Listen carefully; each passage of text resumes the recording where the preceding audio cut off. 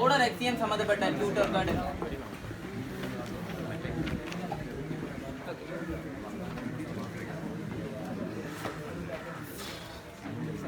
அப்ப இதுவரைக்கும் நாங்க பார்த்த axiomsல அதாவது ஃபீல்ட் axiom என்ற விஷயத்தை தான் பார்த்தோம் நாங்க. அதாவது ஒரு கூட்டல் கழித்தல் பெருக்கல் அந்த மாதிரி பேசிக் விஷயங்களை டிஃபைன் பண்ணினாங்க. அதுக்கு பிறகு கணிதத்தில் இருக்கிற பேசிக் தொடைகளை டிஃபைன் பண்ணினாங்க. இப்போதான் நாங்கள் வந்து சமநிலை சம்மந்தப்பட்ட விஷயங்களை மேக்ஸில் டிஃபைன் பண்ண போகிறோம். ஓகே, அதில் 12வது அக்சியமை வாசிச்சு பாருங்க. இதில் ஏதாவது ஒன்று உண்மையாக இருக்குமென்று சொல்லப்படுது. ஓகே தானே? அதை ஒத்துக்கொள்ளக்கூடிய விஷயம் தானே?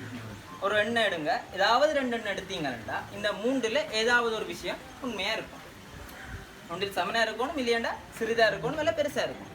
இப்போ அதுதான் 12வது அக்சியம் சொல்லுது.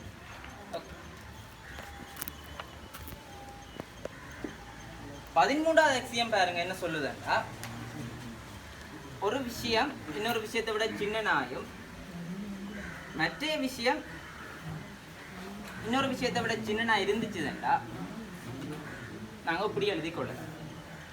அப்ப இதோட அக்சியம்ல இருக்கிற இந்த விஷயம், அப்ப நீங்க இதுக்குரிய ப்ரூஃபை வந்து நீங்க எழுத தேவையில்லை, ஏன்னா அக்சியம்ல இருக்கு. அப்ப கேள்விகள்ல வந்து நீங்க இதை நீங்க நேரடியா பாவிக்கலாம். அடுத்த விஷயம் பாருங்க, 14வது என்ன சொல்லுதுன்னா,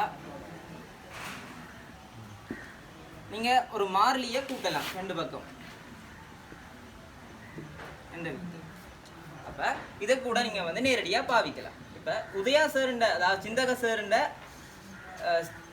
சிந்தக சார் தான் இதை அக்சியம்ல போட்டவர். அப்ப போன முறை படிப்பிச்ச சார் வந்து இதையும் கூட நீங்க நேரடியா பாவிக்கலாம் மாதிரி தான் எழுதினவர். ஏன்னா இதுக்கு கூட ஒரு ப்ரூஃப் கொடுத்தவர்.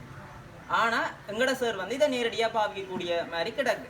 இப்போ நீங்கள் பழைய சீனியர்ஸ் அண்ணா மேட்ட நோட்ஸை வாங்கி பார்த்தீங்கன்னா இந்த விஷயத்தை கூட நேரடியாக எழுதியிருக்க மாட்டேன். இதுக்கும் ஒரு சின்ன ப்ரூஃப் எழுதியிருக்கு. அப்போ ரியல்ன்றது சார் மேரோட நல்ல தொடர்பு பட்ட ஒரு பாடம். ஆகவே நீங்கள் தெரிஞ்சு கொள்ளுங்க, இதை நேரடியாக பாவிக்கலாம் இந்த விஷயம். ஓகே, அப்போ 15வது அக்சியமை வாங்கி பாருங்க என்ன சொல்லுதாண்டா, பெருக்கலை பற்றி சொல்லுது. அதாவது நாங்க வந்து பெருக்கலாம். இப்ப அந்த பெருக்க போற மாறிலி வந்து என்னவா இருக்கணும், 0 விட பெருசா இருந்தா. 0 விட சின்னனா இருந்தா என்ன செய்யும், குறி மாறும். ஆனா அது வந்து அக்சியம்ல உள்ளடக்கப்படையல. நீங்க வந்து அதுக்குரிய நிறுவலை நிறுவிட்டு தான் அதை பாவிக்கலாம். உங்களுக்கு அக்சியம்ல உள்ளடக்கப்பட்ட விஷயம்ன்றது ஒரு நேர் மாறிலியால பெருக்கப்படுற விஷயம் தான் அக்சியம்ல இருக்கு. ஓகே, அடுத்து வந்து டெஃபினிஷன் இருக்கு கீழே, இதை பாருங்க.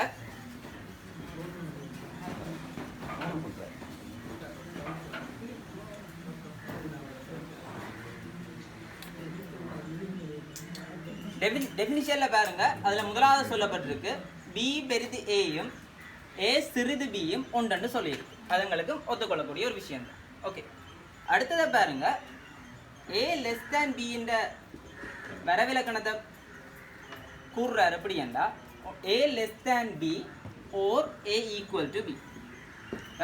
இப்போ ஏ லெஸ் தேன் பியை டிஃபைன் பண்ற, அது எப்படி இருக்குமெண்டா இதா இருக்கும் அல்லது இதா இருக்கும். ஓகே, அடுத்த விஷயம் சொல்லப்படுது வந்து ஏ நாட் ஈக்குவல் டு பியா இருந்துச்சுதுண்டா ஏ லெஸ் தேன் பியா இருக்கும் அல்லது ஏ கிரேட்டர் தேன் பியா இருக்கும். ஒத்துக்கொள்ளக்கூடிய விஷயம் தானே? 2 விஷயம் சமல் இல்லையாண்டா ஒன்று பெருசா இருக்கணும், இல்லையாண்டா மற்றதை விட ஒன்று சின்னனா இருக்கும். ஓகே, அடுத்தது வந்து டியூட்டோரியல் 2க்குரிய கேள்விகள் வந்திருக்கு. அப்போ நாங்கள் வந்து என்ன செய்ய மாட்டோம், கொஞ்ச நாள் ஒரு ரியல் கிளாஸ்ண்டா கொஞ்ச நேரம் தியரியை படிச்சுட்டு மிச்சம் டியூட்டோரியலுக்குரிய டைமை பார்ப்போம். அப்போ இதை வந்து பிறகு பார்ப்போம். இப்போ வந்து அப்பர் பவுண்ட் லோவர் பவுண்ட் அந்த சம்மந்தப்பட்ட விஷயங்களுக்குரிய தியரியை தொடக்கும். ஓகே, அதுக்கு முன்னுக்கு ஒரு சின்ன விஷயம் சொல்கிறேன். 4 7 இப்படி வட்ட பிரேக்கெட்டில் போட்டிருக்கேன்.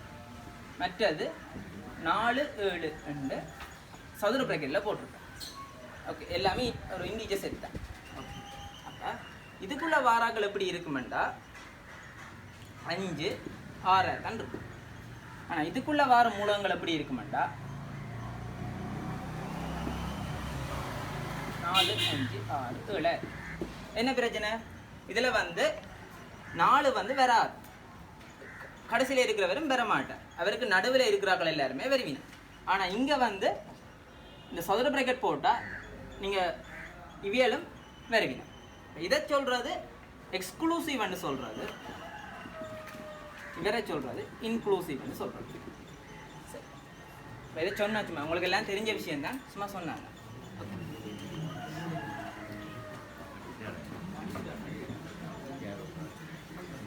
ஓகே, இப்போ அப்போ பவுண்ட் லோ பவுண்ட் விஷயத்தை பார்ப்போம். சரி, ஒரு தொடை இருக்குன்னு வச்சுக்கொள்ளும். இப்போ பார்த்த தொடையை பார்ப்போம். 4 7 ஒரு தொடையை பார்ப்போம். 4 5 6 7 தொடை இருக்கு. அப்போ பவுண்டுன்றதை டிஃபைன் பண்ணுறான் எப்படின்னா, நீங்கள் ஒரு எண்ணை எடுங்க, அந்த எண் வந்து இந்த தொடையில இருக்கிற எல்லா எண்ணையும் விட பெருசாக இருக்குமெண்டா. ஒரு எண்ணை எடுங்க, அந்த எண் வந்து ஒரு தொடையில இருக்கிற எல்லா எண்ணையும் விட பெருசாக இருக்குமெண்டா, அந்த எண்ணை வந்து அப்போ பவுண்டுன்னு சொல்லுவோம். ஓகே, இப்போ வந்து 8 ஒரு எண்ணை எடுங்க, அந்த எண் வந்து இதில் இருக்கிற எல்லாரையும் விட பெருசாக இருக்கு. அப்போ அவரை நான் என்னன்னு சொல்லலாம்? அப்போ பவுண்டுன்னு சொல்லலாம். அப்போ அப்போ பவுண்டுன்றதை டிஃபைன் பண்ணுறேன்னு பாருங்க எப்படின்னா, for all x in the element of A, x less than equal to 0 இருந்துச்சுன்னா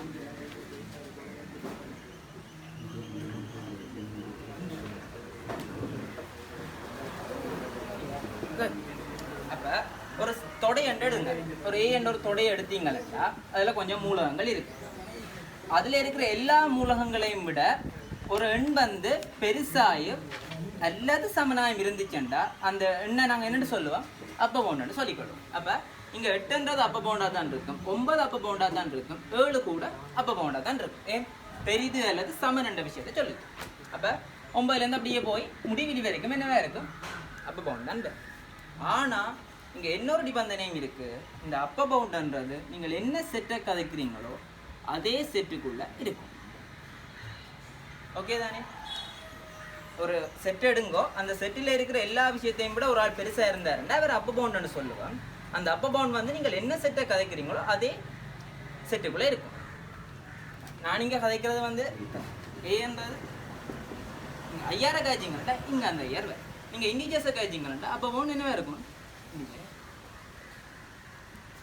விளங்குதாடா? அடுத்த விஷயம் வந்து லோவர் பவுண்டை டிஃபைன் பண்ண போகும். அப்போ நாங்கள் வளமை மாதிரியே எங்களோட செட் இருக்கு. அப்போ இதில் ஒரு எண் இருக்கு, அந்த எண்ணை விட இந்த தொடையில் இருக்கிற எல்லா மூலகங்களும் பெருசாக இருக்கு. ஒரு எண்ணை எடுக்கிறீங்க, அந்த எண் வந்து இந்த தொடையில் இருக்கிற எல்லா மூலகங்களையும் விட சின்னதாக இருக்கும். கிளப்ரன் போலடாது. ஓகே, இப்போ 2 3 அந்த மாதிரி ஜாக்கள் எடுத்தீங்கன்னா, இப்போ 3 பார்த்தீங்கன்னா இவையில் இருக்கிற எல்லாரையும் விட சின்னனாக இருக்கு. 4 பார்த்தீங்கன்னா அவர் எல்லாரையும் விட சின்னனாக இருக்கிறார், இவருக்கு சமனாக இருக்கு. அப்போ இந்த மாதிரி ஜாக்கள் நாங்கள் என்னென்னு சொல்லலாம்? லோ பவுண்டுன்னு சொல்லலாம். அப்படியே போய் கொண்டு இப்போ அவரை எப்படி டிஃபைன் பண்ண போகிறோம்னா, for all x element of A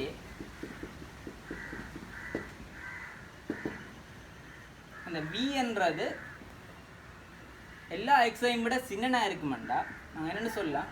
V is lower bound of A என்ற விஷயத்தை சொல்லுவோம்.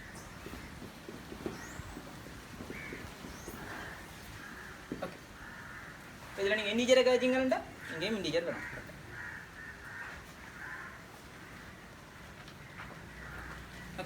எல்லாம் தெரிஞ்ச விஷயமா தான் இருக்கும். அப்போ பாருங்க, அப்போ அதில் வாசிங்க டெஃபினிஷன் எவ்வளோ வாசிங்க. let A be a non-empty subset of R. அப்போ இங்கே நாங்கள் கதைக்கிறது வந்து non-empty subset, அதாவது செட்டண்டா ஃப்ரீயாக இருக்கக்கூடாது, அதுக்குள்ளே ஏதாவது ஒரு எலிமெண்ட்ஸாவது இருக்கும். ஓகே, அப்படி இருந்துச்சு தான்டா அப்போ பவுண்டை டிஃபைன் பண்ணுறாரு. எப்படின்னா நாங்கள் இப்போ டிஃபைன் பண்ணின மாதிரி டிஃபைன் பண்ணினாங்க. அதே மாதிரி பவுண்டட் எபவ் அந்த விஷயம் இல்லை. ஒரு தொடை வந்து ஒரு அப்போ பவுண்டை வச்சிருக்குமெண்டா நாங்கள் அந்த தொடை என்னென்னு சொல்லலாம்? Bounded above. இந்த தொடைக்கு இப்போ நாங்கள் காய்ச்ச தொடைக்கு ஒரு அப்போ பவுண்ட் இருக்கோ இல்லையோ, ஒரு ஆள் இல்லை, கன பேர் இருக்கு. நம்ம என்ன 7 இருக்கிறார், 8 இருக்கிறார், 9 இருக்கிறார், அப்படி கன பேர் இருக்கணும். எங்களுக்கு அதெல்லாம் தேவையில்லை, ஒரு ஆள் இருந்தாலே நாங்கள் என்னென்னு சொல்லிடுவோம்? அவர் ஒரு பவுண்டட் எபவ்னு சொல்லுவோம். அதே மாதிரி ஒரு தொடைக்கு ஒரு லோ பவுண்ட் இருந்தாலே நாங்கள் என்னென்னு சொல்லிடலாம், அதை பவுண்டட் பிலோன்னு சொல்லி. சரிதானடா? அப்போ அந்த நோட்ஸை வாட்சி பாருங்க. பவுண்டட் எபவ் உண்டா அண்ட் அப்பர் பவுண்ட் எக்ஸிட்ஸ். ஒரு அப்பர் பவுண்டாக இருக்குது அந்த விஷயம் இருக்குது. அங்கால வாட்சி பாருங்க, மேக்ஸிமம் என்ற விஷயம் வருது. Okay okay. இந்த தொடை வந்து இதில் யார் மேக்ஸிமம்? 7 தான் இதில் மேக்ஸிமமான ஒரு விஷயம். இந்த மேக்ஸிமம்ன்றது எதுக்குள்ளே இருக்குது? அப்பர் பவுண்டுக்குள்ளே இருக்குது. அதே மாதிரி ஒரு தொடையின் மினிமம் என்ன செய்யுது? லோ பவுண்டுக்குள்ளே இருக்குது. அதுதான் அதில் சொல்கிறேன். Maximum element of A max A ஜூ அது ஒரு அப்பர் பவுண்டுன்னு சொல்கிறேன். அதே மாதிரி லோ பவுண்டுக்கும் கதைகள் வருது. நீங்கள் வாய்ச்சி பாருங்க விட்ட போய். அடுத்தது வந்து சுப்ரீமம் என்ற விஷயம் வருது, இன்ஃபீமம் என்ற விஷயம் வருது. சரி பா. இப்போ 4, 5, 6, 7 செட்டு தான் பார்த்து கொண்டு இருக்கிறோம். ஓகே. அப்போ இவற்றை அப்பர் பவுண்டை பார்த்தோம்னா 7ல் இருந்து 8, 9 அப்படியே போகக்கூடிய விஷயம். அப்போ இவற்றை அப்பர் பவுண்ட் செட் எப்படி இருக்குமென்னு பார்த்தா, அவரை ஒரு தொட குறிப்பீட்டில் வகை குறிச்சா இப்படி சொல்ல என்ன எழுதியிருக்கிறாண்டு விளங்குதா? அதாவது 7 வரலாம், 7லேருந்து 8, 9, 10 வரும். ஆனால் முடிவிலிக்கு பாருங்க நாங்கள் வட்ட பிரேக்கெட் போட்டிருக்கோம். ஏன்? நாங்கள் கதைக்கிறது என்ன? மெய்யனோட சம்மந்தப்பட்ட விஷயம். அதால் முடிவிலி வராதுன்றதால பிரேக்கெட்டை போட்டோம். இது விளங்குதானடா? அப்போ பவுண்டுன்றது இப்படி வரும். அதே மாதிரி லோ பவுண்டுன்றது எப்படி வரும்? மைனஸ் முடிவிலியில் இருந்து 4 வரைக்கும். ஆமா இல்லையா? ஓகே. அப்போ சுப்ரீமவை வந்து இங்கே டிஃபைன் பண்ண போகிறோம். அதுக்கு சார் 2 வரவிலக்கணம் தந்தார். ஒரு வரவிலக்கணம் என்ன சொன்ன வரண்டா, இந்த செட்டுண்ட லோவர் பவுண்ட். முதலாவது விஷயம் என்ன? லோவர் பவுண்ட் அல்லது மினிமம் ஆஃப் அப்பர் பவுண்ட். இப்போ ஒரு தொடைக்கு நீங்கள் இருக்கக்கூடிய அப்பர் பவுண்டுன்ற தொடையில் எழுதினீங்களா, அந்த தொடையின் மினிமம் தான் என்னவா இருக்கும்? சுப்ரீமம் இருக்கும். அப்போ எங்கே என்ன சுப்ரீமம்? விளங்குதானடா? இந்த தொடையின் மினிமம் இல்லையாண்டா இன்னொரு விதமாக டிஃபைன் பண்ணுறார். என்னண்டா,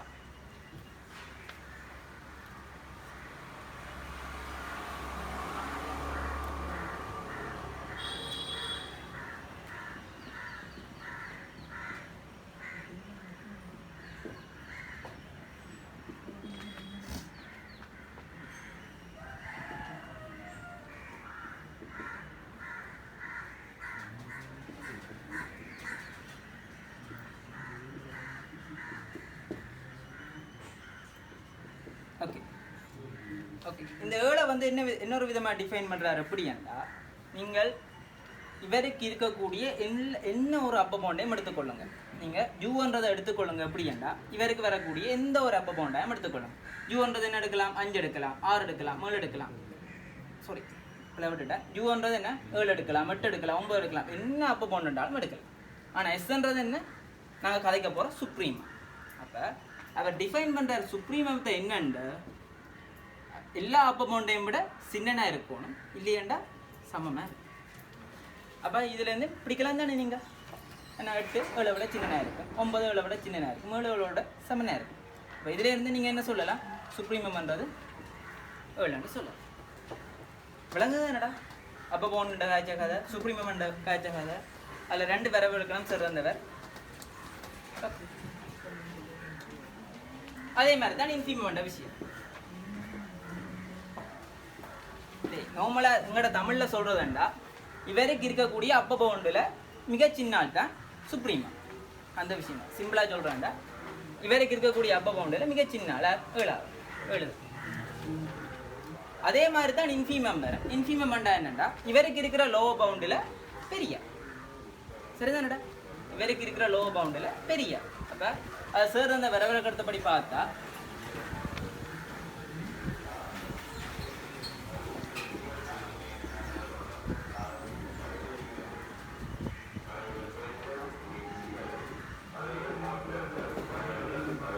இல்லையாண்டா, அதாவது என்ன? Maximum maximum of low bound set. உங்களுக்கு தெரியும் தானே லோ பவுண்ட் செட் என்ன தெரியும் தானே, மைனஸ் முடிவிலில் இருந்து 11 இருக்கும், 10 சைவர் 2 3 4 வருது. அப்போ இந்த தொடையண்ட என்ன சொல்ற மேக்ஸிமம். அப்போ 4 வருமோ இல்லையோ, இல்லையாண்டா நீங்கள் என்ன சொல்லலாம், எல்லா லோ பவுண்டையும் விட பெருசாக இருக்குமென்றது டிஃபைன் பண்ண.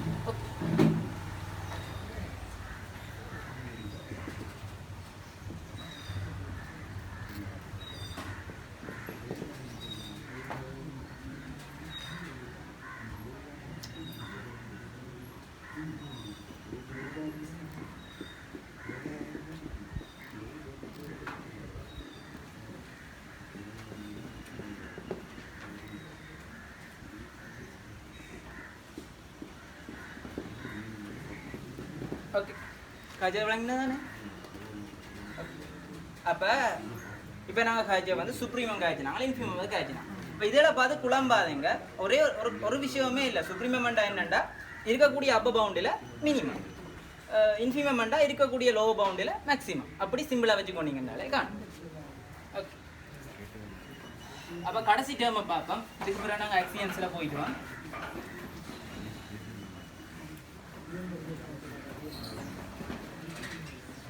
இதில் கடைசி டேர்ம் பாருங்க, பவுண்டட் ஒரு டேர்ம் இருக்கு. ஒரு தொடை பவுண்டட்டா இருக்கணும்டா என்ன நிபந்தனைடா, அவர் பவுண்டட் எபோவாயும் இருக்கணும், பவுண்டட் பிலோவாயும் இருக்கணும். அப்போ இந்த 2 நிபந்தனையும் திருப்தி செய்யுதுண்டா அந்த தொடையை வந்து நாங்கள் என்னென்னு சொல்லலாம், பவுண்டட்னு சொல்லலாம்.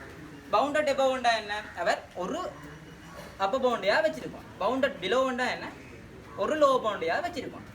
அப்படி வச்சிருந்தாருண்டா இந்த 2 நிபந்தனையை திருப்தி செய்தாருண்டா அவரை பவுண்டட்னு சொல்லுவோம். அவ்வளோதான். இப்போ இனி நாங்கள் வந்து கடைசி எக்ஸியமாக படிக்க போகிறோம். இப்போ நாங்கள் ரியலில் 3 எக்ஸியம் படிச்சினாங்க. முதலாவது ஃபீல்டு எக்ஸியம், அது முடிஞ்சது. ஓர்டர் எக்ஸியம் தான் சொன்னாங்க, சின்ன விஷயம் அது. அடுத்தது கம்ப்ளீட்னஸ் எக்ஸியம். இதுதான் கேசவி எனக்கு அனுப்பினீங்களா இந்த டியூட் அனுப்பி இல்லையா? அப்போ டியூட் இருக்குது தானடா எல்லார்ட்டையும். டவுட்டா?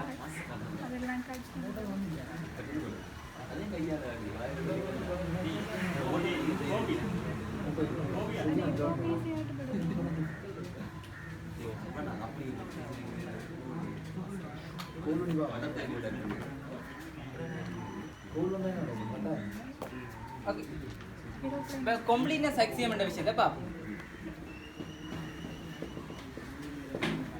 ஒரு ஆள் அனுப்பி விடுங்க, இந்த ஃபோட்டோ எடுத்து இந்த டியூட்டை ஃபோட்டோ எடுத்து அனுப்பி விட்டீங்கண்டா இல்லாதவங்களும் பார்க்கலாம். ஓகே, அப்போ கம்ப்ளீட்னஸ் எக்ஸியம் என்ற விஷயம் என்ன சொல்லுதுண்டா, ஒரு செட்டுக்கு அது பவுண்டட் எபோவாக இருந்துச்சுண்டா, ஒரு செட் வந்து பவுண்டட் எபோவாக இருந்துச்சுண்டா அதுக்கு சுப்ரீமம்ன்றது கட்டாயம் இருக்குமென்று சொல்லுது. அதே மாதிரி ஒரு செட்டுக்கு வந்து அதாவது ஒரு லோ பவுண்டை வச்சிருக்குமெண்டா இல்லையாண்டா பவுண்டட் பிலோவாக இருந்துச்சுதுண்டா அதுக்கு கட்டாயம் ஒரு இன்ஃபிமம் இருக்குண்டு சொல்லுது. ஒத்துக்கொள்ளக்கூடிய கதை தானே. ஒரு அப்பர் பவுண்டாக இருக்கண்டா என்னடா பவுண்டட் அபோவ்ண்டா கட்டாயம் என்ன செய்யிருக்கணும்டா ஒரு சுப்ரீமத்தை வச்சிருக்க தானே வேணும். அதே மாதிரி பவுண்டட் பிலோவண்டா ஒரு இன்ஃபிமத்தை வச்சிருக்க வேண்டிய விஷயம் தான். அது ஒரு நியாயமான கதை தான். அதுதான் அவன் என்ன சொல்கிறான், எக்ஸியம் என்ற ரீதியில் கதைக்கலாம்.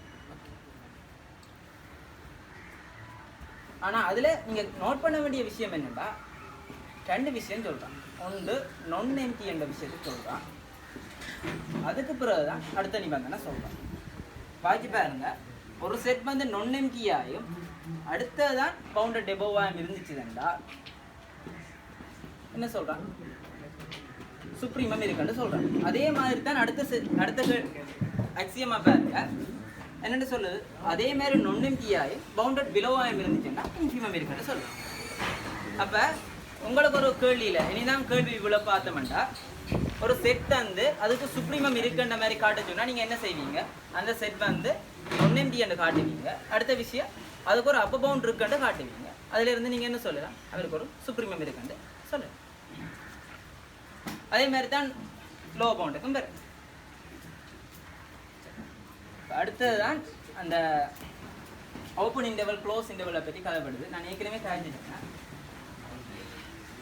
இந்த இப்படி வந்துச்சேன்டா இப்படி வரும், சதுரம் வந்துச்சுன்னா என்ன நடக்கும்? எங்கே சதுரம் வருதோ அங்கே வந்து ஈக்குவல் சைன் வரும். உங்களுக்கு தெரிஞ்ச கதை தான், ஏற்கனவே ஏஎல்ஓவில் கேள்விப்பட்டிருப்பீங்க. பாருங்க, அது பேர்களும் சொல்கிறார். இவருக்கு ஓப்பன் இன்டர்வல்னு சொல்கிறார், இவையெல்லாம் ஹாஃப் ஓப்பன் அல்லது ஹாஃப் ஓப்பன் அல்லது க்ளோஸ் இன்டர்வல்னு சொல்கிறார். ரெண்டு பக்கமும் சதுரம் வந்துச்சுன்னா க்ளோஸ்ட் இன்டர்வல்னு வேறு சொல்கிறார். இப்போ அதை பார்த்துக்கொள்ளுங்க. கேட்குறீங்க பவுண்டட் இல்லையா என்ன, எல்லா தொடைக்குமே ஒரு அப்போ பவுண்ட் இருக்குன்னு கேட்குறீங்க. ஓகே, இந்த தொடைக்கு இருக்குமோன்னு சொல்லுங்க ஒருக்கா. இந்த தொடைக்கு அப்போ பவுண்ட் இருக்குமோன்னு பாருங்க. ஓகே, நீங்கள் சொல்கிற மாதிரி முடிவிலி ப்ளஸ் ஒன்றுன்றது கட்டாயம் இதில் இருக்கிற எல்லாரையும் விட பெருசாக தான் இருப்பேன். ஆனால் கடைசியாக நான் சொன்னான் என்ன, அந்த அப்போ பவுண்டுன்றது இந்த செட்டுக்குள்ளே இருக்கணும்னு சொன்னேன். அந்த இடத்துல இவ இப்படி முடிவிலி கடைசியாக வந்துச்சுதுண்டா அல்லது முடிவிலியில் தொடங்கிச்சுதுண்டா இதுக்கு வந்து அப்போ பவுண்ட் இருக்காது. காரணம் என்ன, முடிவிலி ப்ளஸ் ஒன்றுன்றது அந்த மெய்யன் தொடைக்குள்ளே இல்லை. அதே மாதிரி தான் நீங்கள் இவருக்கு ஒரு லோபம் இருக்க மாட்டேன். அப்போ இவருக்கு நீங்கள் என்ன சொல்லலாம், இவருக்கு ஒரு சுப்ரீமம் இருக்காது, இவருக்கு இன்ஃபீமம் இருக்காது. ஓகே, நீங்கள் இந்த கேள்வி எடுங்க. இருக்குதானடா கொப்பியில். இப்போ இந்த கேள்வியில் என்ன சொல்கிறாருன்னா, பி பெரிது ஏன்னு சொல்கிறார்.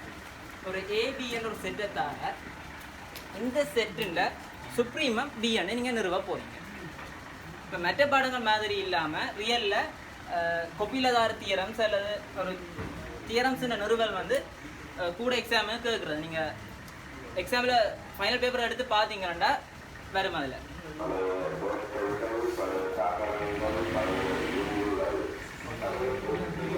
ஓகே, அப்போ ஏபின்றதை நாங்கள் சும்மா டிஃபைன் பண்ணுறோம்.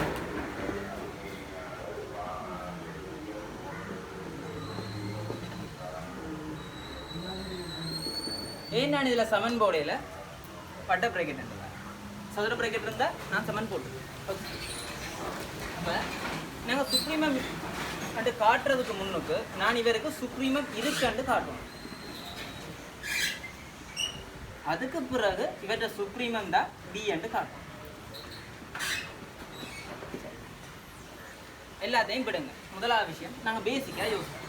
இந்த தொடையின் அப்போ பவுண்டர்கள் எப்படி வரும், பியிலேருந்து தொடங்கி அப்படியே முடிவிலி வரைக்கும் போகும். நாங்கள் நார்மலாக யோசிப்போம் என்ன, இந்த செட்டுண்ட அப்போ பவுண்டை யோசிச்சோம்னா பியிலேருந்து தொடங்கி பி ப்ளஸ் ஒன்ன்றது இவற்றை அப்போ பவுண்டாக இருக்கும், பி ப்ளஸ் டூன்றது இவற்றை அப்போ பவுண்டாக இருக்கும், அப்படியே முடிவிலி வரைக்கும் போக இவற்றை அப்போ பவுண்ட். அப்போ எல்லாத்தையும் விட சின்ன தான் சுப்ரீமம்னு சொல்கிறது.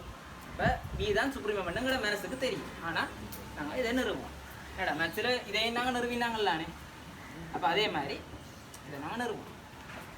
இப்போ நிறுவலுக்கு ரெண்டு ஸ்டெப் இருக்குது. முதலாவது ஸ்டெப்பில் நான் என்ன செய்ய போகிறேன்னா, இந்த தொடைக்கு சுப்ரீமம் இருக்குன்னு காட்ட போகிறேன். அடுத்த ஸ்டெப்பில் ஓகே அந்த சுப்ரீமம் இருக்குது, அந்த சுப்ரீமம் தான் பி என்று காட்டும்.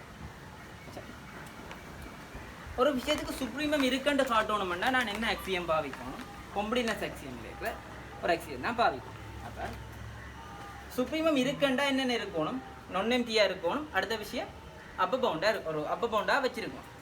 என்னடா நான் எம்டியாக இருக்கணும், அடுத்தது பவுண்டட் எபோவாக இருக்கும். ஓகே, அதுதான் காட்டப்போம். அப்போ இவரை நான் நான் எம்டி என்று காட்டுறோம். அது எப்படி காட்டுறதுண்டா, ஒரு a plus b by 2 எடுங்க.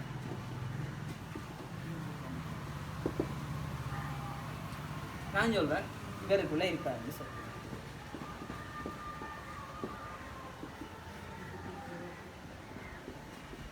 விளங்கிச்சுதா? இந்த தொடைக்குள்ள இருக்கணுமெண்டா என்ன நிபந்தனை, ஒரு கணியம் வந்துச்சுன்னா அந்த கணியம் ஏயை விட பெருசாயும் பியை விட சின்னனாயும் இருக்கும். அப்போ நான் என்ன செய்கிறேன், a plus b by 2 ஒரு கணியத்தை எடுக்கிறேன். அந்த கணியம் இவரை விட பெருசாக இருக்கும், அவரை விட சின்னனாக இருக்கும். இப்போ அதுலேருந்து நான் என்ன சொல்லலாம், இந்த தொடைக்குள்ள கட்டாயம் இவர் இருப்பாருன்னு சொல்லலாம். அப்போ நான் என்ன சொல்லலாம், இப்போ இவர்ன்றது நான் எம்டின்னு சொல்லலாம். இதை குறியீட்டில் குறிச்சிங்களா சொல்லு சரிதானடா? ஓகே, அப்போ நான் சுப்ரீமம் இருக்கண்டா என்ன காட்டணும், முதலாவது நான் எம்டி என்று காட்டணும், அடுத்தது பவுண்டட் எபோவ் வந்து காட்டணும். இங்கே நான் என்ன செய்கிறேன், ஒரு விஷயத்தை காட்டணும், இனி மற்ற வரை காட்டணும். அப்போ நான் இவரை என்ன செய்கிறேன்னா எக்ஸ் லெஸ் தேன் பி என்ன தரவு தரப்படும். உங்களுக்கு தெரியும் தானே ஏபி ஏண்டா என்ன நிபந்தனை இப்படி இருக்கும். நான் இதை இப்படி எழுதுறதுல ஏதாவது உங்களுக்கு பிரச்சனை இருக்குன்னு இதை இப்படி எழுதுறதுல ஏதாவது பிரச்சனை இருக்கு. எக்ஸ் லெஸ் தேன் பி என்றாடா X less than B or X equal to B. அப்போ ஏதாவது ஒன்று சரி என்றாலே இவர் சரிதான்டா தெரிஞ்சு கொள்ளுங்கடா. என்னண்டு ஒரு சமநிலைக்குரிய நான் என்னென்னு செய்யலாம், ஒரு சமனோட சேர்த்து எழுதலாம். இப்போ 2 less than 3 2 less than equal to 3 இது சரி. அப்போ நான் சொல்லணும் கட்டாயம் இது சரியாக இருக்கணும். ஓகே,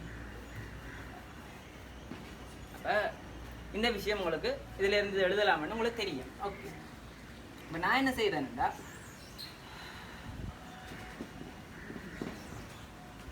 இதை பார்க்க உங்களுக்கு என்ன தெரியும். அப்போ போனோன்னா என்ன படிச்சுனாங்க, அது ஒரு செட்டில் இருக்கிற எல்லாரையும் விட ஒரு எண் பெருசாக இருந்துச்சுன்னா அவரை தான் அப்போ போனோன்னு சொல்லுவோம். இங்கே பாருங்க, ஒரு எண்ணை விட, அதாவது அந்த செட்டில் இருக்கிற எல்லா எண்ணையும் விட பொருள் வந்துருக்கு. அப்போ அந்த செட்டில் இருக்கிற எல்லா எண்ணையும் விட அந்த எண் பெருசாக இருக்குது. அப்போ அதுலேருந்து நான் என்ன சொல்லலாம், B is and upper bound of set A. சரியோ இல்லையோ? அப்போ பாருங்க, நொன்னம்பியன்னு காட்டிட்டு ஒரு அப்பர் பவுண்ட் இருக்குன்னு காட்டிட்டு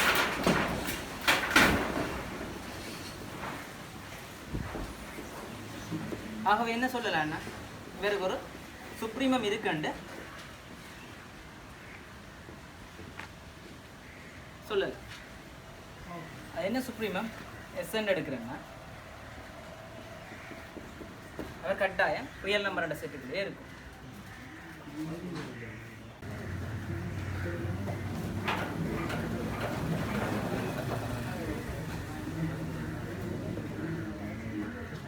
இப்போ இதில் நான் என்ன கடைசியாக முடிச்சிருக்கிறேன்னா, இந்த செட்டுக்கு ஒரு சுப்ரீமம் இருக்குது, அவர் எஸ்என் எடுத்தேன், எஸ்என் எடுத்தேன், அதோட சொல்லி முடிச்சிருக்கிறேன். இப்போ பார்த்தோம்னா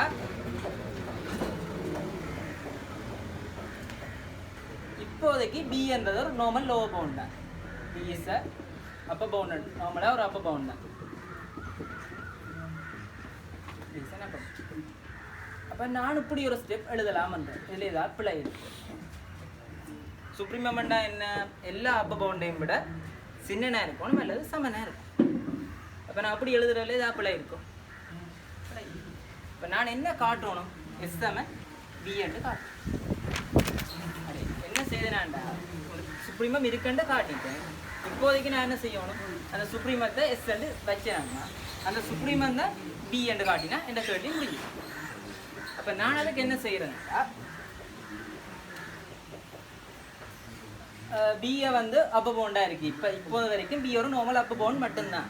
ஓகே, ஆனால் சுப்ரீமம்ன்றது எஸ்ஸாக வச்சுட்டேன். அப்போ இந்த நிபந்தனையை கட்டாயம் திருப்தி செய்யும் சுப்ரீமம்ன்றா. ஓகே, அடுத்த விஷயத்தை பார்ப்போம். இப்போ நான் வந்து இப்படி எழுதலாம்னு சொல்கிறேன்.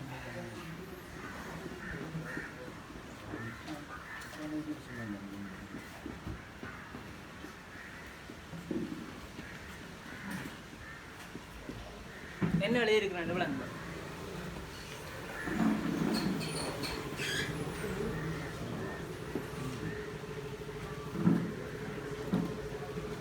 உங்களுக்கு இது ஏற்கனவே நான் எழுதின ஒரு விஷயம் தான். இதில் என்ன எழுதியிருக்கிறேன் விளங்க, இந்த தொடர்புக்குள்ள இவரை கொண்டு வந்துருக்குறாங்க, சுப்ரீமத்தை கொண்டு வந்துருக்குறாங்க.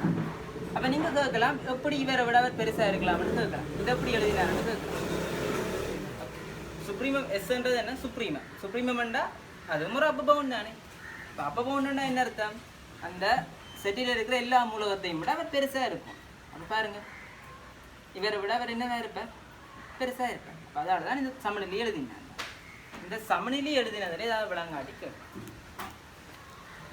ஏன் நான் இதுக்குள்ள எஸ் நுழைச்சினான்னா, அவர் கட்டாயம் ஒரு அப்பர் பவுண்ட். அப்பர் பவுண்டுன்னா என்ன அர்த்தம், இவரை விட அதில் இருக்கிற செட்டில் இருக்கிற எல்லா மூலகத்தையும் விட இவர் பெருசாக இருக்கும் அல்லது சமனாக இருக்கும். அப்போ இந்த இதுக்குள்ள எஸ் நுழைச்சினா, ஏன் நான் நுழைச்சினான்றதை அப்புறம் அடுத்த ஸ்டெப் எல்லாம் உங்களுக்கு விளங்கும்.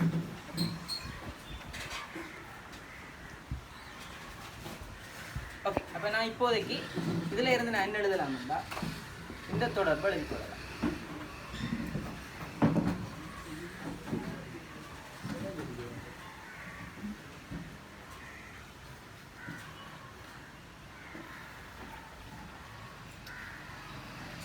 திருப்பி நான் சொல்கிறேன் என்னடா சுப்ரீமம் இருக்குன்னு காட்டிட்டேன். இப்போ வரைக்கும் பி ஒரு நார்மல் அப்போ பவுண்ட் தான். அதில் இருந்து நான் வந்து பி வந்து less than equal to S எடுக்கலாம் இந்த ஸ்டெப்பில் இருந்து. ஆனால் எனக்கு தேவையான முடிவு என்ன, பி சமன் எஸ் என்று காட்டும். அப்போ இப்போ தான் உங்களுக்கு சொன்னால் எஸ் லெஸ் தேன் பி என்றால் இதில் இருந்து நீங்கள் ரெண்டு முடிவை சொல்லலாம். ஒன்றில் S less than B or S equal to B. நான் என்ன சொல்லணும், இவர் தான் உண்மை என்று சொல்லணும். அப்போ நான் என்ன காட்டணும், இவரை பொய் என்று காட்டணும். இதை எழுதலாமடா என் சுப்ரீமண்டா கட்டாயம் அப்போ கொண்டோட சின்னதாக தான் இருக்கணும். இந்த ஸ்டெப் அழிக்கிட்டேன். அப்போ இதில் நான் வந்து எஸ் லெஸ் தேன் பி என்று காட்டும், இவரை பொய் என்று காட்டும். இப்போ நான் என்ன செய்ய போகிறேன்டா எஸ் லெஸ் தேன் பி என்று எழுதி கொண்டு கணக்கு செய்ய ஒரு கான்ட்ரடிக்ஷனை காட்டி விட்டேன்டா இவர் பொய் என்று வந்துடுவேன். அப்போ இந்த ஆட்டோமேட்டிக்காக சுப்ரீமம் தான் பி என்று காட்டும். அப்போ இதெல்லாம் ஈக்குவலாக விட்டுருங்க. சரிதானடா? ஓகே. அப்போ பாருங்க அடுத்த ஸ்டெப்பில் நான் என்ன செய்கிறேன்டா இப்படி ஒரு ஸ்டெப் எழுதுறேன். இது அப்படியே இருக்கும். ஒரு நடுப்புள்ளி இருந்தது, ரெண்டு நடுப்புள்ளி கட்டாயம் இதுக்கான வரும். அப்போ இதில் இருந்து நான் அடுத்த ஸ்டெப் எழுதுறேன். நான் வந்து எழுதலாமோ இல்லையா?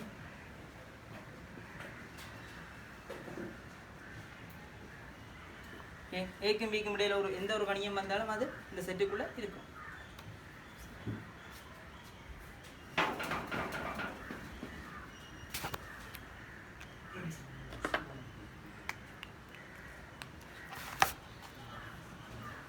அப்ப இதுல என்ன எழுதினா எஸ் பிளஸ் டி பை 2 எஸ்ஸை விட சின்ன. காரணம் என்ன, எஸ்ன்றது என்ன, ஒரு சுப்ரீம். சுப்ரீமத்தை விட அதில் இருக்கிற எல்லா மூலமும் என்னவா இருக்கணும், சின்னனா இல்லை சமனா இருக்கும். ஏன்னாப்பா எஸ்ன்றது சுப்ரீமம் தான், அது ஒரு அப்ப பவுண்டும் தானே. இப்போ அப்ப பவுண்டுன்னா என்ன அர்த்தம், இருக்கிற எல்லா மூலத்தையும் விட அவர் பெருசா. இதை சுருக்கி நீங்க இருந்தா டி வந்து எஸ் சரியோ. இப்போ நான் திருப்பி கணக்கை சொல்கிறேன். நான் இப்படி ஒரு இது சரி ஏன் பிரச்சனை இல்லை, சுப்ரீமம் கட்டாயம் இப்போ போன்ற விட சின்னனா இருக்குமென்ற ஒரு விஷயத்தை எடுத்து இப்படி ஒரு முடிவை கொண்டு வந்தேன். ஆனால் உங்களுக்கு தெரியும் இதண்டா என்ன அர்த்தம் வேண்டாம், இது அல்லது இதென்று சொன்னாங்க. அப்போ நான் இவர் நான் சரியென்று நச்சுக்கொண்டு கணக்கு செய்து கொண்டு வாரேன். எஸ் லெஸ் தேன் பி என்று நச்சுக்கொண்டு கணக்கு செய்து கொண்டு வாரேன். இப்போ என்ன மாதிரி ஒரு முடிவு கிடைச்சிருக்குது, பி எஸ்ஸை விட சின்னனா இருக்கும் அல்லது பெரிதாக இருக்கும், சமனாக இருக்குமென்ற முடிவு வந்து. இப்போ பாருங்க சமநிலைக்குரிய என்ன செஞ்சிருக்கு, மாறி. அப்போ நான் என்னென்ன சொல்லலாம், இவரை கொண்டாடிச்சேன்னு சொல்ல. அப்போ இவர் உண்மையாண்டா இவர் ரெண்டு பேரில் ஏதாவது ஒன்று உண்மையாக இருக்கும், இல்லை ரெண்டுமே உண்மையாக இருக்கலாம். இங்கே இவரை பொய்யண்டு காட்டின்னுட்டா கட்டாயம் இவர் என்னவா இருக்கணும், உண்மையாக இருக்கும். அதேதான் அப்படி அசம்ஷன் விழுங்க. இந்த ப்ரூஃப் சம்மந்தமாக விளாங்க அடிக்க விழுங்க. சில பேர் கேட்குறீங்க ஏன் இந்த ஸ்டெப் எழுதினா இதில் இருந்து இந்த ஸ்டெப்புக்கு வந்தது விளாங்கலியான மாதிரி கேட்குறீங்க. ஓகே, இது வரைக்கும் நான் செய்தது வந்து எஸ் பிளஸ் டி பை 2 இந்த செட்டுன்ற ஒரு மூலகம் மட்டும் தான் காட்டிங்க. உங்களுக்கு தெரியும் ஒரு செட்டில் இருக்கிற மூலகங்கள் வந்து கட்டாயம் அப்ப பவுண்ட் அல்லது சுப்ரீமத்தை விட சின்னனா இருந்தே தீரும். அப்போ நான் இவர்ன்றது இந்த செட்டுக்குள்ளே இருக்கிறாருன்னு காட்டிட்டேன். அப்போ கட்டாயம் இந்த எஸ் பிளஸ் பி பை 2ன்றது சுப்ரீமத்தை விட என்னவா இருக்கும், சின்னனா இருக்கும். அதுதான் இந்த ஸ்டெப்பில் இருக்கு. இதுக்கும் இதுன்ற அடுத்த ஸ்டெப் இல்லாது இல்லை, இதில் இருந்து நான் அதை எடுக்கல. நான் என்ன இந்த ஒரு முடிவில் இருந்தால் இந்த ஸ்டெப் எழுதினேன். அதாவது சுப்ரீமம் கட்டாயம் மூலகத்தை விட பெருசாயம் செமனாயம் இருக்கணும்ன்ற விஷயத்தை நான் எழுதியிருக்கேன். இப்போதைக்கு முதல்ல வந்து அப்போ bound low bound supremum infimum define பண்ணினாங்க. அடுத்தது 2 எக்ஸியம் பார்த்துனாங்க. கொம்ப்ளீட்லெஸ் எக்ஸியம் என்ற விஷயத்தில் 2 எக்ஸியம் பார்த்துனாங்க. இனித்தான் நாங்கள் வந்து இவே சம்பந்தப்பட்ட தியரம்ஸில் இறங்க போகிறோம்.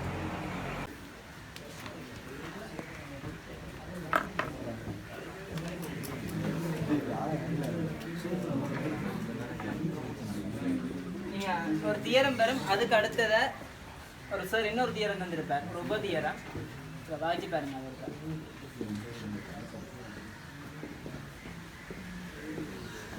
இப்படி ஒரு தியரம் தந்திருப்பார் பாருங்க.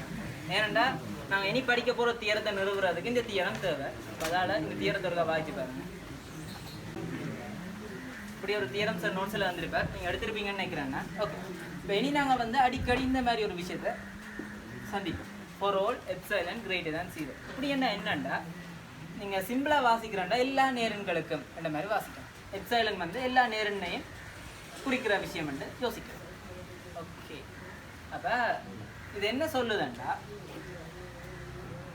ஒரு எண்ணெய் எடுங்கவன், ஒரு சய அஞ்சன் ஒரு எண்ணெய் எடுங்க. அவர் எல்லா நேரங்களையும் விட ஒன்று ரெண்டு நேரங்கள்டா என்ன, ஒன்று சம் உண்டு அப்படி வச்சு தருவாங்க. 2 3 இப்படி வரதான் நேரங்கள். ஒரு எண் எல்லா நேரங்களையும் விட சின்னன்டா அந்த எண்ணெய் இப்படி சொல்றது இல்லை. அப்படி ஒரு எண் எல்லா நேரங்களையும் விட சின்னன்டா அந்த எண் ஒன்றில் சைவராக இருக்கணும், இல்லையண்டா சைவரை விட சின்னனா இருக்கும். நியாயம் தானே? அதைத்தான் வந்து இப்படி நாங்கள் குறியீட்டில் எழுதுகிறோம். ஏதாவது ஒரு எண்ணெய் எடுங்கோ, அது எல்லா நேரனையும் விட சின்னனாக இருந்துச்சுங்களா, அதை நாங்கள் இப்படி சொல்கிறோம். சரிதானே? ஓகே, இதே மாதிரி இதை ஒரு சொட்டு மாற்றப்பட்ட ஒரு தியரம் தான் அடுத்த தியரம் சார் வந்தவர். எப்படி இருந்துச்சுன்னா a less than 0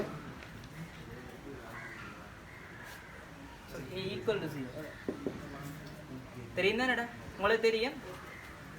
இவ்வளவு நிபந்தனை இருந்தாலே a less than equal to 0 தெரியும். ஆனால் இப்படி வரைக்க கட்டாயம் அவர் சைவரை விட பெருசாக இருக்கணும்ன்றதால லெஸ் தேன் என்ற விஷயம் வராது. ஆகவே a equal to 0 தான் வரும். ப்ரூஃப்லையும் பார்ப்போம். ஓகே, அப்போ இதுக்குரிய ப்ரூஃப் சார் வந்தவர். அப்போ அதையும் பார்ப்போம்.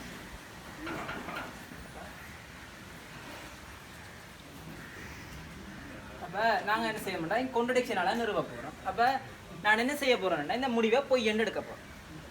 அப்போ இவற்றை கான்ட்ரடிக்ஷன் என்னன்னு சொல்லுங்க.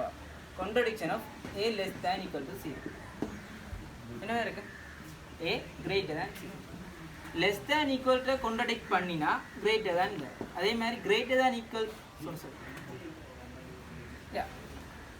வேற கான்ட்ரடிக்ட் பண்ணால் கிரேட்டர் தேன் வரும். கிரேட்டர் தேன் ஈக்குவல் டுவை கான்ட்ரடிக்ட் பண்ணால் லெஸ் தேன் வரும். நாங்கள் என்ன செய்யணும், கான்ட்ரடிக்ஷனை சரியென்று நினச்சிக்கொண்டு செய்வோம். அது பிள்ளையண்டு காட்டி விடணுங்களா இந்த முடிவு சரியென்று எடுக்கப்படும். அப்போ நான் என்ன செய்ய போகிறேன்டா, இவரை சரி என்ன எடுங்கோ இந்த மாதிரி சொல்கிறேன். அதாவது இவர்கிட்ட கான்ட்ரடிக்ஷன் என்ன, a greater than 0ன்றதை சரி என்ன எடுங்கோன்னு சொல்கிறேன்.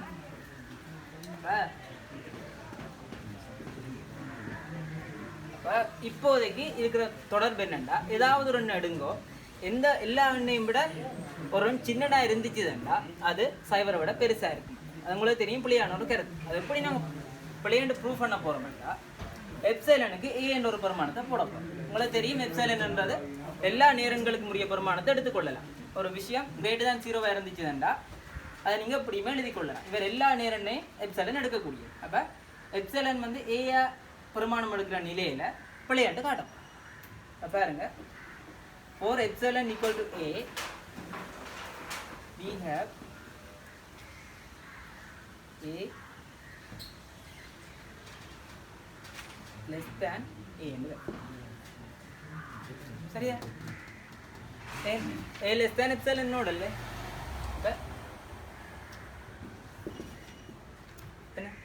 அப்போ a வந்து எப்சிலனை விட சின்னனா இருக்கணும், அதான் நிபந்தனை.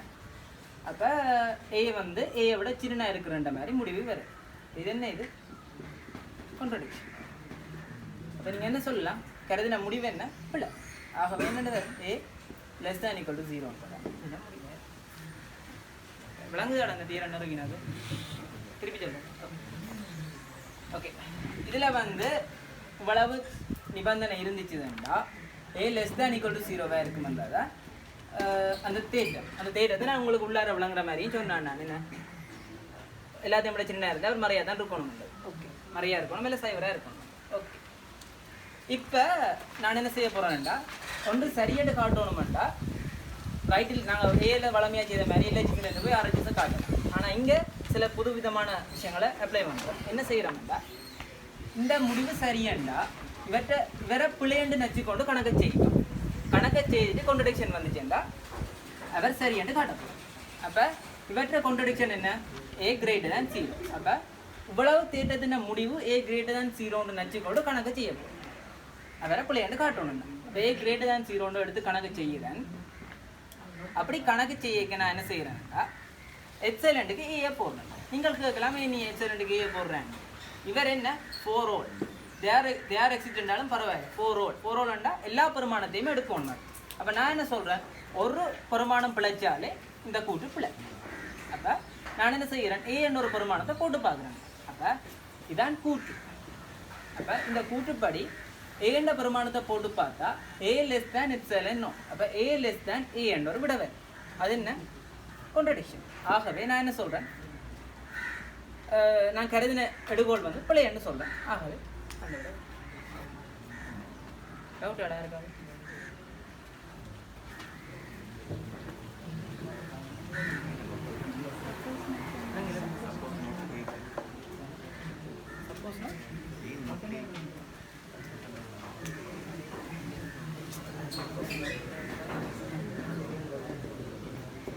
சரிதானே தீரம் இருக்கு.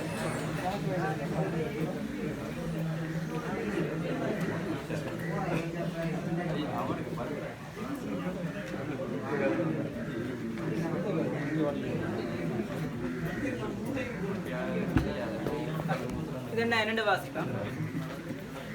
அப்போ ஒரு தொடை இருக்கு, அது ரியல் நம்பர்ன்ற ஒரு சப்செட்டாக இருக்கு.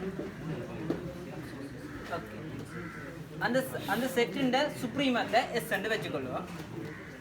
இந்த தியரம் என்ன சொல்லுதுண்டா இந்த எக்ஸோட எப்சிலன் கூட்டம் வர்றது எஸ்ஸை விட பெருசாக இருக்க மாட்ட மாதிரி சொல்லுது. இப்போ நான் அதை பற்றி ஒரு எண்கோட்டை வச்சு சொல்கிறேன். இப்போ நாங்கள் தொடக்கத்தில் கருதின மாதிரியே இந்த மாதிரி ஒரு தொடையை யோசிப்போம். இப்போ 4லேருந்து எழுது. இப்போ இந்த கூட்டில் என்ன சொல்லப்படுதுண்டா இதில் சுப்ரீமம் என்ன 7 என்ன சொல்லுதுண்டா எஸ், அதாவது சுப்ரீமத்தை விட ஒரு நேர்பெருமானத்தை கழிக்க. உங்களுக்கு தெரியும் சுப்ரீமத்தை விட நேர்பெருமானத்தை கழிச்சா ஒன்று இங்கே வரும், இல்லையாண்டா இங்கால வரும். ஏன் ஒரு 2 விஷயத்தை கழிச்சேன்டா இவருக்குள்ளே வருவேன். 5 தவிர இவருக்குள்ளே இருக்கிறார். ஒரு பெரிய ஒரு பெருமானம் 10 கழிச்சு விட்டேன்டா இங்காலி பக்கம் வரும். அப்போ ஒரு சுப்ரீமத்திலிருந்து ஒரு விஷயத்தை கழிச்சேன்டா ஒரு பெருமானம் இருந்தானே, அந்த பெருமானத்தை விட பெரிசா ஒரு மூலகம் இந்த செட்டுக்குள்ளே இருக்கு. திருப்பி சொல்கிறோம்னா ஒரு சுப்ரீமத்தை விட ஒரு ஏதாவது ஒரு நேர்பெருமானத்தை கழிச்சு வர பெருமானத்தை விட சுப்ரீமத்திலேருந்து ஒரு பெருமானத்தை கழிச்சு வர பெருமானத்தை விட பெருசாக ஒரு மூலகம் இந்த செட்டுக்குள்ளே இருக்கு. சரிதானே? இப்போ 7 விஷயத்தை யோசிப்போம். 7ல் இருந்து நீங்கள் என்னத்தை கழிச்சு நீங்கள் 2 கழிச்சு 5 ஒரு ஆள் எடுத்தீங்க. அப்போ 6 ஒரு ஆள் இந்த செட்டுக்குள்ளே இருக்கிறார். 5.5 ஒரு ஆள் இந்த செட்டுக்குள்ளே இருக்கிறார். அவையில் என்ன இவரை விட பெருசாக இருக்கு. அதே மாதிரி நீங்கள் காய்ச்ச மாதிரி 10 கழிச்சிங்கன்னா ஒரு 3 ஒரு ஆள் இருக்கிறார். இப்போ இங்கே இருக்கிற 5 ஒரு ஆள் என்ன இருப்பார் இவரை விட பெருசாக இருக்கும். 4 இவரை விட பெருசாக. அப்போ இந்த கூட்டம் சொல்லலாமோ இல்லையோ? ஓகே, இது உள்ளார விளங்கிட்டு தான் எங்களுக்கு. இனி நாங்கள் இதுக்குரிய ப்ரூஃப்ஸை பார்ப்போம். இது வந்து ஒரு இஃப் அண்ட் இஃபாக வரும். இஃப் அண்ட் ஒன்லி இஃபாக வரும். அதாவது 2 பக்கமும் செம்ம நேரம். இப்படி இருந்தால் நீங்கள் இதை எழுதலாம், இப்படி இருந்துச்சுன்னா இப்படி எழுதலாம். இப்போ நாங்கள் என்ன செய்ய போகிறோம்னா இந்த தேட்டத்தை நிறுவ போகிறோம். இது வந்து 2016-15 ஆண்டு ஃபைனல் பேப்பரில் இந்த நிறுவல் வந்தது. அப்போ இப்போ நேரு கஷ்டப்படுத்த மெக்கானிக்ஸோ இல்லை ஃப்ளூயிட் நாங்கள் படிக்கிற எல்லா பாடத்துலையுமே ரியலை தவிர வேறு எந்த பாடத்துலையுமே வந்து ப்ரூஃப் வந்தது கேட்கப்படாது. ஆனால் ரியலில் வந்து ப்ரூஃப் எக்ஸாமில் வேறு. அப்போ இதுக்குரிய ப்ரூஃபை வந்து நாங்கள் ப்ரூஃப் பண்ண போகிறோம். அப்போ மிச்ச பாடங்களில் ப்ரூஃப்ஸை வந்து மெயின் பண்ணாமல் படியுங்கோ. இதில் இதை மட்டும் கவனிச்சிங்கண்டா காணும். ஃப்ளூயிட்லாம் எக்கச்சக்கமான ப்ரூஃப்ஸ் தரும், ஒன்றும் தேவையில்லை.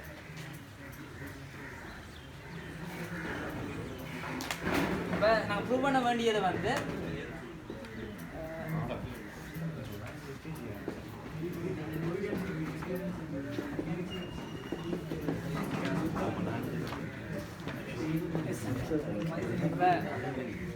சரி ஓகே அப்போ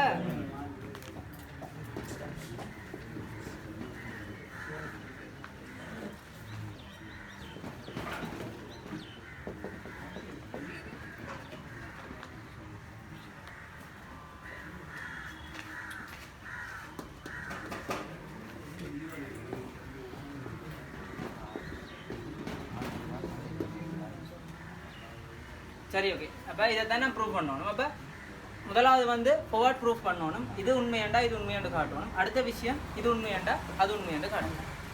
அப்போ முதலாவது விஷயம் நான் ஃபார்வர்ட் ப்ரூஃபை காட்டணும். இவர் உண்மையாண்டா அவர் உண்மையாண்டதை காட்ட போகிறோம்.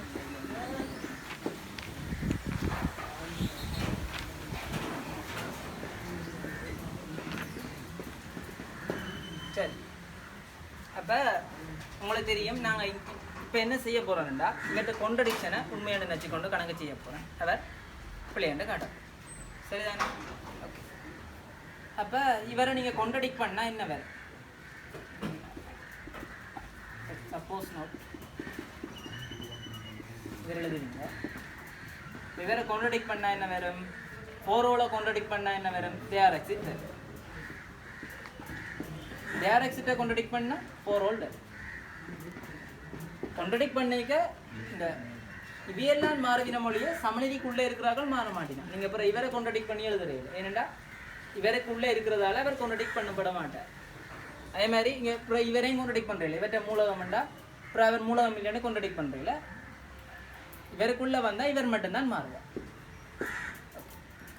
இங்கே என்ன நடக்கும்? எப்சைல உங்களுக்கு தெரியும் தானே, கிரேட்டு தான் ஈக்குவல் டு கொண்ட்ரடிக்ஷன் லெஸ் தான் எஸ். ஓகே. அப்போ இதை நாங்கள் சப்போஸ் நோட் எடுத்து கொண்ட்ரடிக்ஷன் எடுத்துட்டோம்.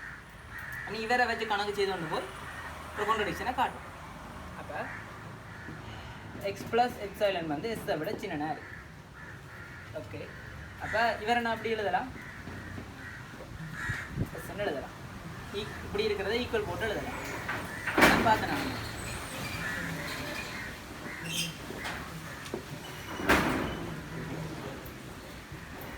இது இருக்கிறத தான் இங்கே கொண்டு வரீங்க. இப்போ இதை வாசிங்க. அதாவது ஃபார் ஆல் எக்ஸ் இந்த எலிமெண்ட் ஏயில் இருக்கிற இந்த எலிமெண்ட் எல்லா எக்ஸை எந்த ஒரு எக்ஸையும் எடுங்கோ அது என்ன சொல்லுது? இவரை விட சின்னனா இருக்குன்னு சொல்லுது. அப்போ என்னென்னு சொல்லலாம்? எஸ் ப்ளஸ் எப்சிலன் என்பது ஒரு அப்பர் பவுண்டுன்னு சொல்லலாம்.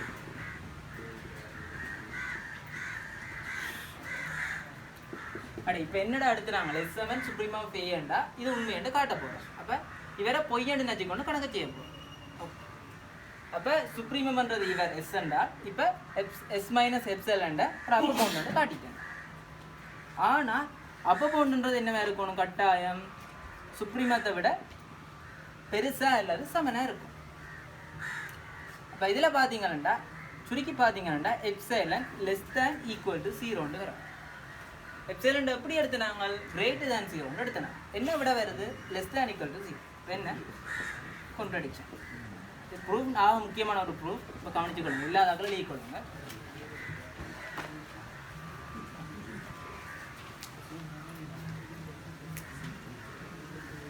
எடுத்த விளங்காட்டிக்கொள்ளுங்க, என்னடா கொஞ்சம் முக்கியம்.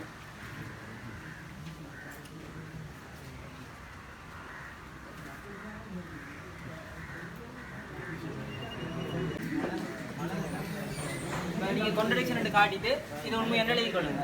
ஸோ இது உண்மையாக இருந்துச்சுன்னா அது உண்மையான விஷயத்தை அந்த முடிவை எழுதி கொள்ளுங்க. இந்த முடிவு பார்ப்போம். என்ன இவர் உண்மையாக இருந்தால் இவர் உண்மையான காட்டும். ஓகே.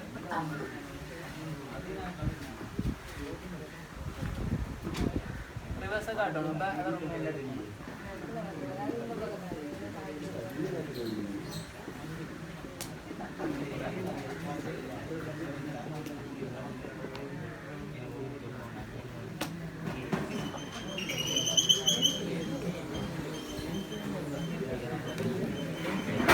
இவருக்கும் அதே தான். என்ன செய்ய போகிறோம்?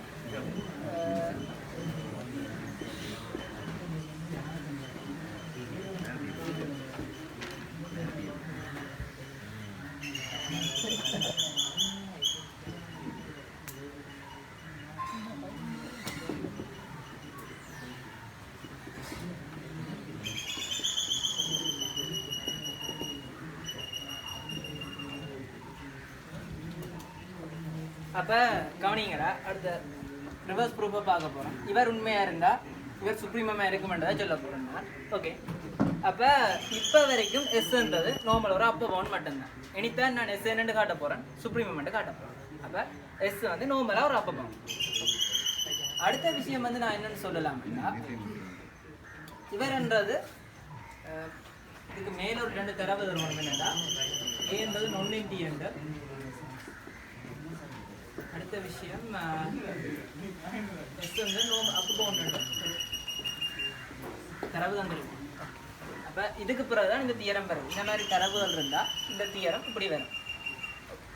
அப்போ இந்த தரவுகளின் படி பார்த்தீங்கன்னா ஏ என்ற செட் வந்து நொன்னம்பியாக இருக்குது.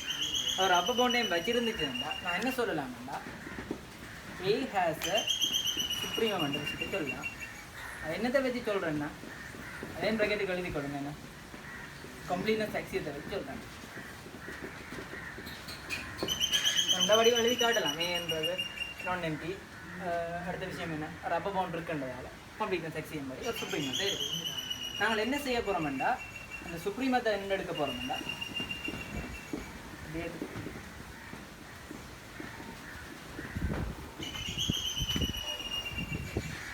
ஒரு சுப்ரீமம் இருக்குன்னு சொல்கிறோம், அவரை சுப்பை என்று வைக்கிறோம். இப்போ நாங்கள் என்ன காட்டணும், எஸ்எம்எ எஸ்யூபி சுப்ரீமம் ஆஃப் ஏ என்று காட்டணும்.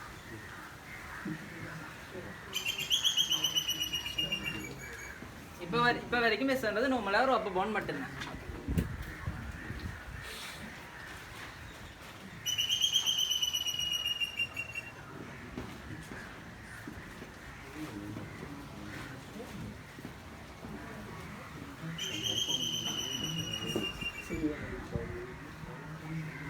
ஓகே, இதில் என்ன எழுதியிருக்காங்க,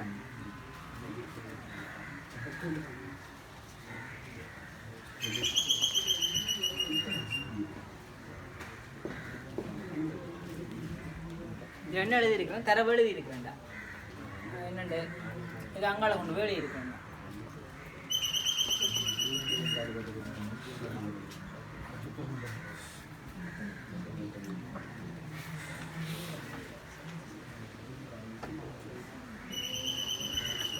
இந்த தியரத்தில் வந்து இந்த ஈக்குவல் வராடா. நான் முதல் சிலவளை மாறிச்சாடி எழுதியிருப்பேன்டா. ஒன்றுலேயுமே இந்த ஈக்குவல் வராது. சமநிலை, முழுமையான ஒரு சமநிலை ஈக்குவலும் வராது. முதல் நான் இப்படி ஈக்குவல் போட்டு எழுதினேன். ஃபார்வர்ட் ப்ரூஃபில் அப்படி எழுதினாங்க. அதில் தியரம் தெரிவிக்க அப்படி ஈக்குவல் எழுதியிருந்தால் அதை வெட்டி விடுங்க. நார்மல் கீழே இந்த ப்ரூஃப்ஸ் எங்கே அடிச்சு கொடுங்கடா. பிள்ளை விட்டுட்டேன். அதில் சமன் வராது. ஃபார்வர்ட் ப்ரூஃபில் இருக்கா மாற்றணும் பாருங்கள்.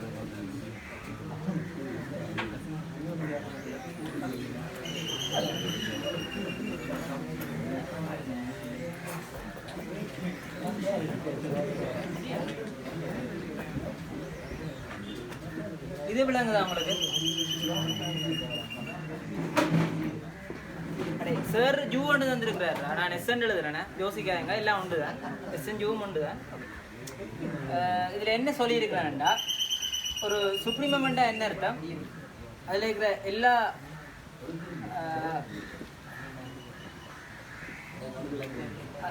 அந்த ஏன்ற தொடையில் இருக்கிற எல்லா மூலத்தையும் விட சுப்ரீமம் பெருசாக இருக்கு. நான் இப்போ என்ன செய்கிறேன்டா, இவரையும் சேர்த்து எழுத போகிறேன். சரிதானே? என்னடா இந்த 2 சமநிலையும் சேர்த்து எழுதுறேன், பிரச்சனை இல்லை தானே? ஓகே, இப்போ நான் என்ன செய்ய போகிறேன்னா நடுவில் இருக்கிற எக்ஸை விட்டு எழுத போகிறேன்.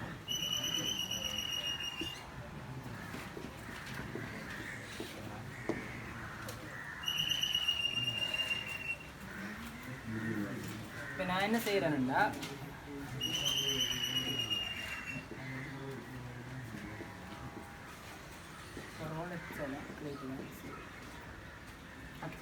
இதை பார்த்த உடனே உங்களுக்கு ஏதாவது ஞாபகம் வரும். அதாவது நாங்கள் முதல்ல ஒரு தியரம் படிச்சுனாங்களே, என்ன ஒரு வந்து எல்லா நேரங்களையும் விட சின்ன இருந்துச்சுன்னா அவரை வந்து லெஸ் தேன் ஈக்குவல் டு 0ன்னு எழுதலாம்னு சொன்னாங்க. அங்கே அந்த திருப்பி எழுதி காட்டணுமாடா, அந்த ஏயை வச்சு ஒரு தியரம் தான் தானே. இந்த தியரங்கள் சொல்கிறதுக்கு முன்னுக்கு ஒரு தியரம் தான் தானே எழுதி காட்டுறேன். ஒரு left சைலன் greater than 0, சைலன் greater than a less than equal to 0 ஒரு தியரம் முதல் தந்துறாங்க. அந்த தியரத்தின் படி பாருங்க, அதே வடிவில் வர 4 all epsilon greater than 0க்கு பாருங்க a என்றது இவ்வளவு எப்சிலன் இங்கே வர. இப்போ நான் என்ன சொல்லலாம், a less than equal to 0. இப்போ இங்கே a வர s minus supreme of a, அது less than equal to 0. இப்போ என்னென்று விட வரப்போகுது, s less than supreme. இங்கே நான் ஒரு கான்ட்ரடிக்ஷனும் பாவிக்கல, அது சரி என்று எடுத்துக்கொள்ள ஒரு அசம்ஷனும் பாவிக்க செய்கிறது எல்லாமே சரி. அப்போ பாருங்க இப்படி ஒரு முடிவெடுத்துருக்கிறது, எஸ்ன்றது நார்மலாக ஒரு அப்பக்கம், ஏன்றது ஒரு சுப்ரீமத்தை வச்சிருக்குது, அதை எப்படி எழுதுகிறோம், சுப்ரீம் ஆஃப் ஏ. இப்போ நான் இதில் இருந்து ஒரு முடிவு சொல்லலாம்.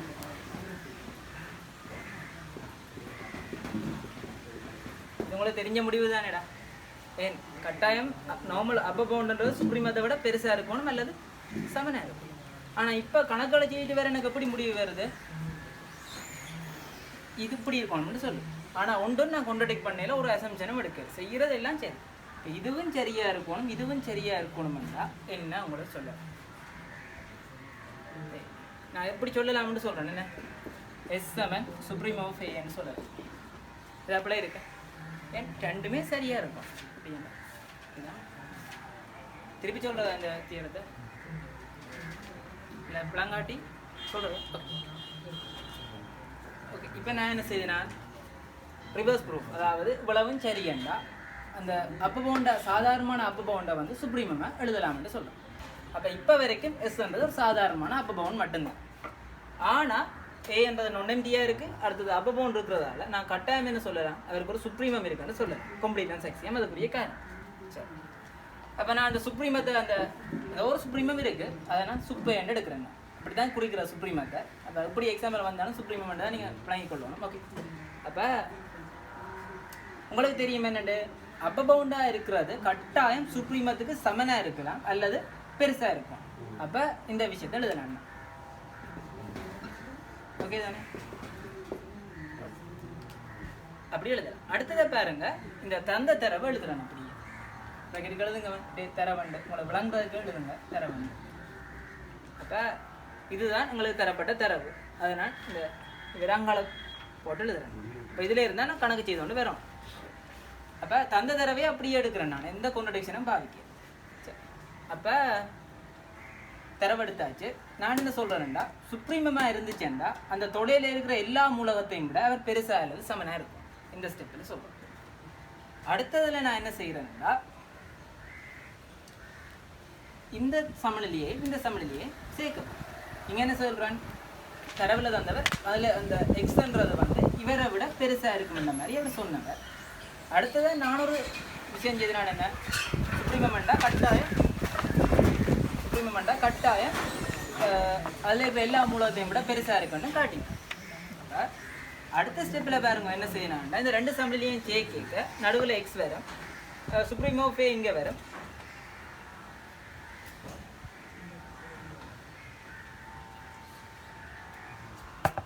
ஓகே, அப்போ சுப்ரீம் ஆஃப் ஏ இங்கே வரும், எஸ் மைனஸ் எப்சிலன் வரும். நான் நடுவில் எக்ஸை வெட்டிட்டு எழுதிட்டேன்டா supreme of A S minus எப்சிலனை விட பெருசாக இருக்குன்ற மாதிரி வருது. அப்போ அதை நான் வந்து இந்த தியரத்தின் வடிவத்துக்கு ஏற்ற மாதிரி கொண்டு வரதுக்காக இப்படி கொண்டாடுறேன். அப்போ உங்களுக்கு தெரியும் 4 all epsilon naught இங்கே வரல. அந்த தியரத்தை பாருங்கள், எல்லா எப்சிலனை விட எல்லா நேரண்ணையும் விட ஒரு சின்னனாக இருந்துச்சுன்னா அவர் a less than equal to 0ன்னு அந்த தியரம் சொல்லுது. அப்போ பாருங்கள், எல்லா எப்சிலன் அதாவது எல்லா நேரண்ணையும் விட ஒரு சின்னனாக இருந்துச்சுன்னா நான் என்ன சொல்லலாம், அந்த எண் வந்து less than equal to 0ன்னு சொல்லலாம். அப்போ இந்த எண்ணை வந்து less than equal to 0ன்னு சொல்லுவீங்க. அதை சுருக்கி பார்த்துட்டு s less than supreme of a வருது. இங்கே இதுவும் உண்மை இதுவும் உண்மை. 1,2லேருந்து நீங்கள் என்ன சொல்லலாம், ஒரு எண் வந்து இன்னொரு எண்ணை விட சின்னனாயும் சமனாயும் இருக்குது, அதே எண்ணை விட பெருசாயும் சமனாயும் இருக்குன்னா கட்டாயம் அந்த ரெண்டு எண்ணும் சமனாக தான் இருக்கும். என்னப்பா 3 பெரிய சமன் 3 தான் ஒரே ஒரு பாசிபிலிட்டி. இப்போ இதில் இருந்தும் இது எழுதினது விளங்காடி கேளுங்க. மற்றபடி என்ன ஏதாவது ஸ்டெப் விளங்காடின்னு சொல்லுங்க, திருப்பி சொல்லுங்க.